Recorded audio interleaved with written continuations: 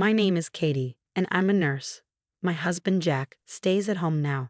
He used to work at a company, but he quit because he didn't get along with his new boss. When Jack told me he quit, I was mad because he didn't talk to me about it first. But then I tried to stay positive, thinking it might be better for him to leave the job before he got too unhappy. Even though Jack isn't earning money now, I have a stable job, and we live in a house my mother gave me before she passed away. So we don't have to pay rent, and we're managing fine. At first, I was worried and stressed about Jack not working. But since he's been doing a good job with the housework, I'm starting to get used to it and even enjoy it. One day, I came home from work and found my sister-in-law, Brittany, visiting. "Welcome home, honey," Jack said. "I hope you had a good day at work." Oh, I forgot to mention that Brittany was coming over. Sorry about that. I was a bit annoyed with Jack for not telling me in advance, but it was nice to see him so happy. "I understand. It's okay," I said. "But next time, please let me know ahead of time." Jack promised he would, and then he told Brittany it was time for her to leave. Brittany said, "I don't want to go yet. Since there's enough space here, I'd like to stay over tonight." I saw Jack looking worried, and he quickly said, "No, Brittany, it's too sudden. Please go home today." Brittany looked at me angrily and left.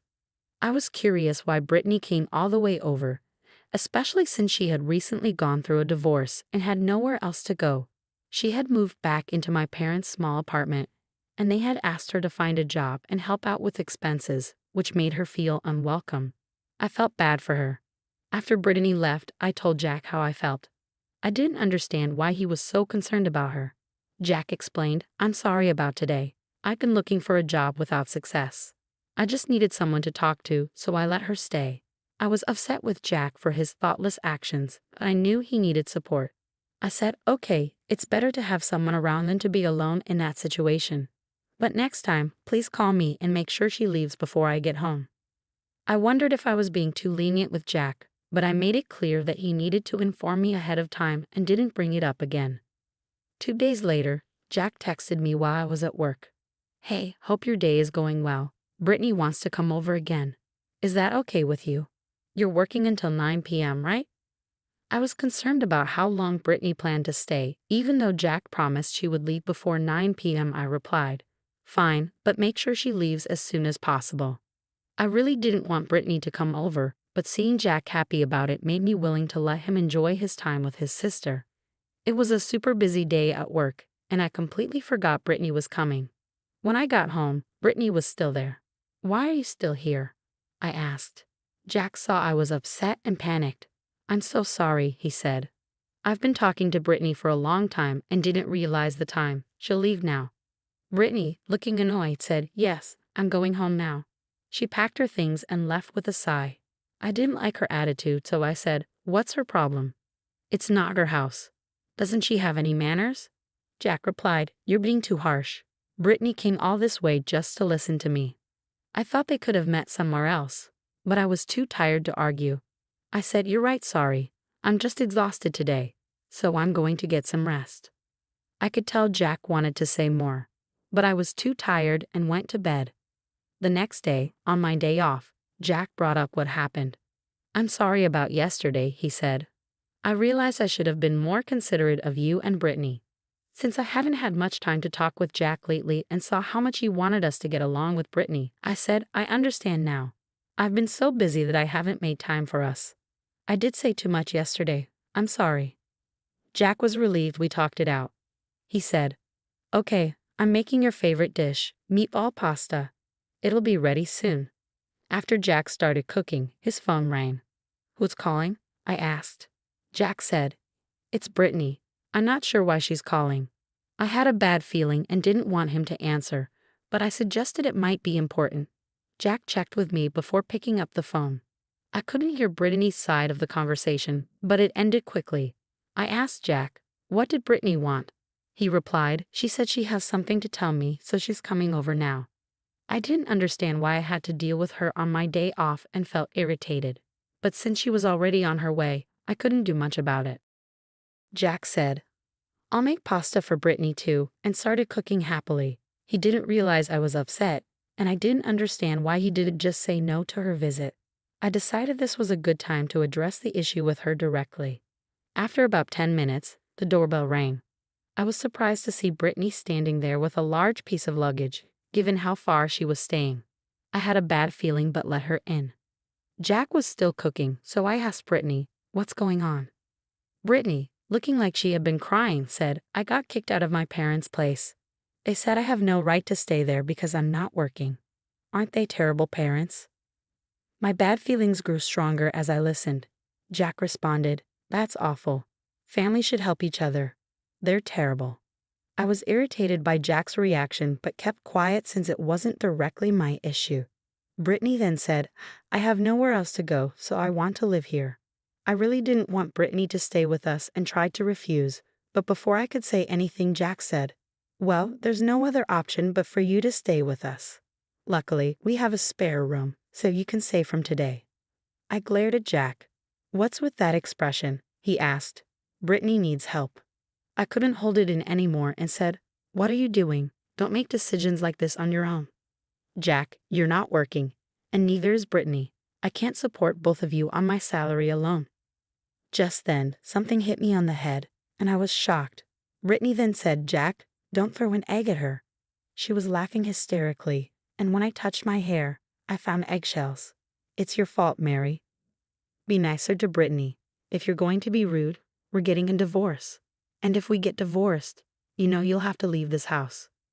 Jack looked at me with a smirk, and Brittany watched me with satisfaction. Since I didn't respond, they thought I was convinced. Jack said, "Mary, are you ready to apologize? If you are, go take a shower, and then we can eat the meatball pasta I made and discuss how we're all going to live together." Jack happily went back to cooking, while Brittany relaxed on the couch, snickering and watching TV. I had a lot to say to both of them, but for now, I grabbed Brittany's luggage and threw it off the balcony.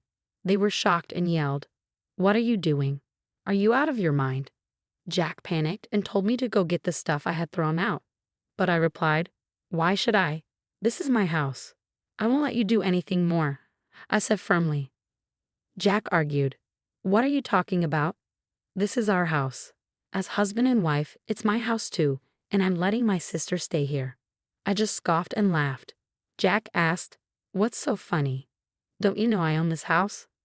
I said, "It was given to me by my mother, so you have no claim to it." Jack and Brittany looked shocked. "Really? Oh no, that can't be right," they said. "Even if that's true, since we're married, it doesn't really matter." They started mumbling, so I said, "This house is mine. If you want to live with your sister so badly, why don't you rent a place for both of you? Also, why should I support people who aren't working? Jack, you worked hard until you quit, so I didn't say anything, but now you're not even doing housework. Honestly, I'd rather live alone." When I shared how I'd been feeling, Jack replied, "Oh really? So that's how you feel? Well, I don't want a wife who doesn't support my family and can't even appreciate me for taking care of the house."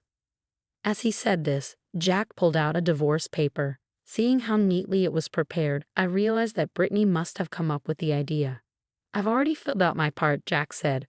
"All you need to do is sign it. I'll give you some time to think. Just contact me when you want to apologize."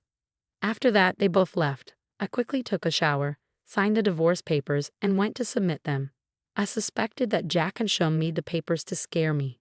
Even though it was Brittany's idea, Jack went along with it, and I didn't want a husband who would do that to his wife. A few days later, Jack called and asked, "Are you ready to apologize?" I was furious and replied, "Shouldn't you be the one calling me first? I don't have time for this." Jack's condescending tone made me even angrier. I said, "Why are you calling me all of a sudden?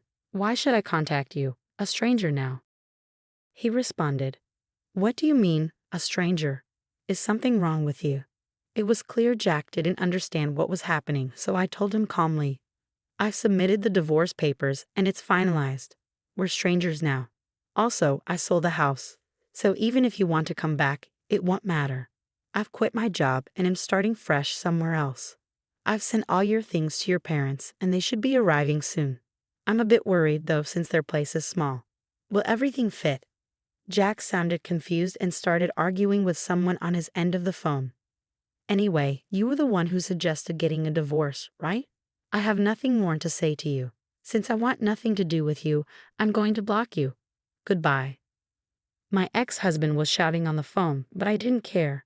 I hung up and blocked his number. A few months later, I was in the area where I used to live. While stopping by a supermarket, I saw someone who looked like Jack working there. It seemed he had made a mistake at work, and a much younger woman was scolding him. "How many times do I have to tell you? Don't make me repeat myself," she said, while other workers laughed. I felt a bit sorry for him, but he was just a stranger to me now. Maybe if Jack had handled his sister better, things might have turned out differently. Still, I'm glad I divorced him. I'm enjoying my life as a single person.